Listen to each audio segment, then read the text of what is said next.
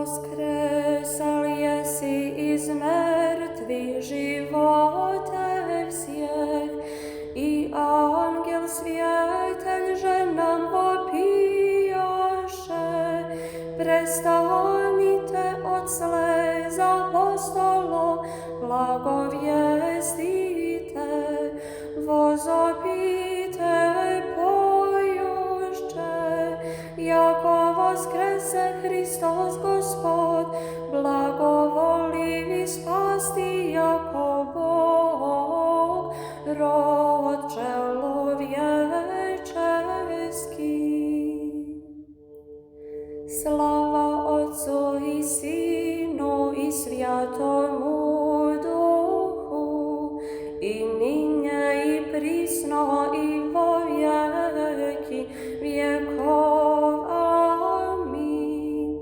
Nebesnuju dveri, kivot vse svjatuju goru, svjetozarni oblak vospojim nebesnuju ljestvicu, slovesni raj evino, izbavljenije, vseljenija vseja veliko je, sokrovija spasenije v njej sodjelasja mirovi, i ostavljenije drevni sogriješeni, se gorodi vopijem ti.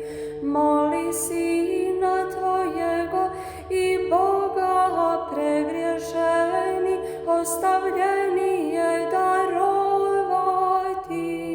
blagočesno poklanjajući sja presvjatomu roždestvu Tvojemu.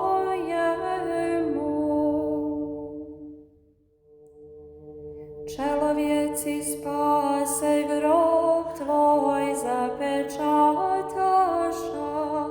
angel kamen od dverej otvali, ženi vidješa vostavša od mrtvih, i tija blagovjestiša učenikom Tvojim v Sionje, jako voskresal jesi živote vsjeh, i razrješiša sja uzi smrtnija.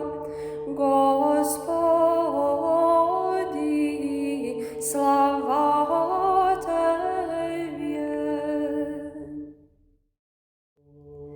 Slava Otcu i Sinu i Svjatomu Duhu, i ninje i prisno i vo vjeki vjekov. Amin.